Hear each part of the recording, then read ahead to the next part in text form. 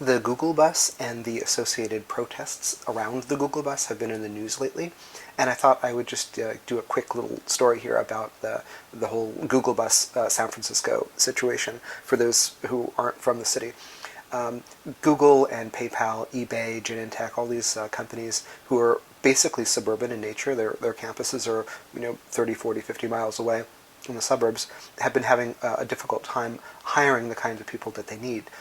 People who are really well educated, they have very specific skills, and the latest generation of young tech workers simply don't want to live in the suburbs. They prefer living in a walkable neighborhood. They want street life and cafes and good restaurants, and they just don't want to live in a tract house on a cul-de-sac and eat bad Chinese food at a strip mall. So the patch that these companies have come up with is the Google bus. They hire a fleet of luxury private buses. They identify the neighborhoods where many of their employees want to live, and they just run shuttles back and forth. It's exactly the same thing that's been going on for decades in reverse. Mostly people had wanted to live in the suburbs in the past, and they would come into the city to earn more money. In the meantime, the companies are rapidly looking for buildings in the city where they could have satellite offices, but that takes time. Also, a lot of people don't even physically move. They'll just work from home.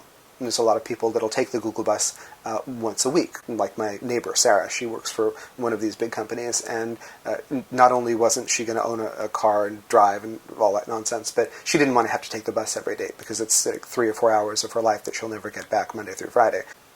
The problem is that the money that has been pouring in to tech companies eventually works its way down to the employees, and the employees eventually start throwing money at real estate in places like the Mission District here in San Francisco. This is where I live.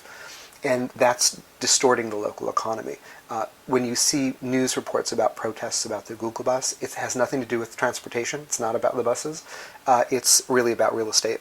So citywide, the average one-bedroom apartment in San Francisco rents for about $2,800 a month, on average.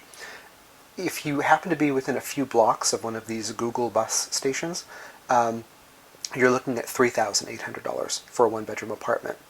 If you want to purchase that one-bedroom apartment, and this is 600, 700, 800 square foot kind of a thing, not luxury apartments, just plain vanilla, you're looking at $800,000 directly across the street from me. There was an apartment that sold a couple months ago for $800,000. Now, if you happen to be making $80,000, $90,000, $100,000 a year, and your husband or your wife is making similar money, and you really want to buy in a particular neighborhood, you scrape together your 20% down payment, you go to a bank, you get a mortgage, and then you show up at one of these sales, you have no chance, even if you have all your ducks in a row, because the people ahead of you in line are writing checks and they're just paying cash for these places, and they're paying more than the asking price. So the protests are about the economic distortions associated with real estate. You might think, well, people who can't afford to live in this neighborhood should just move someplace else. You have a lot of constraints in San Francisco. You have the geography. We're surrounded on 3 sides by water. There's a mountain range to the south. We have very expensive suburbs around the edges, and by the time you get far enough away that you can afford a decent home on, say, a school teacher's salary or a policeman's salary or a fireman's salary or a nurse's salary, you really have lost the ability to have any kind of quality of life because getting to and from the city just takes too long. So the city is having problems hiring what they call essential workforce. You can't run a city without teachers and nurses and cops and firemen. It just doesn't work. And there's a limited capacity to create affordable housing for those people. There are all sorts of programs in place, but the supply just is not adequate for the demand. So the city loves the Google bus. They love the tech workers. They love the tax revenue that comes in. Every time somebody gets a huge pile of money in the form of stock options or an annual bonus, San Francisco gets a little piece of it. So the city doesn't want to turn off the spigot, but it also understands that there are difficulties. Every night I cook dinner for my neighbors, and it's sort of a rotating cast of characters, depending on who's available that night. But every night there's 4, 5, 6, 7 of us. We all come into my kitchen, I cook, we talk, and half of them own the thing that they live in, and half of them are renters. And we have very lively discussions about the effect the Google bus is having on our neighborhood. Obviously, the people who own property are kind of thrilled because they never dreamed that their dinky little places would be worth that kind of money. But the people who are renting, one by one, we've seen them leave the city.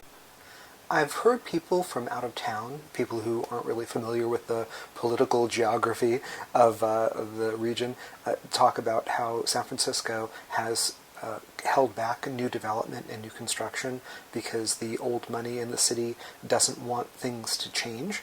I'm here to tell you that every spoonful of vacant dirt in the city right now is under construction. Every vacant parking lot, every decrepit old gas station, every drive-through burger joint is being removed and replaced with 3, 4, 5, 6, 7, 8-story apartment buildings and office buildings and new shops everywhere. The old money in San Francisco wants nothing more than to take low-value, low-performing, low-rent property and turn it into high-value, high-performance, high-rent, real estate. The old money wants cash. That's what money has always wanted. It's what the new money wants, is more.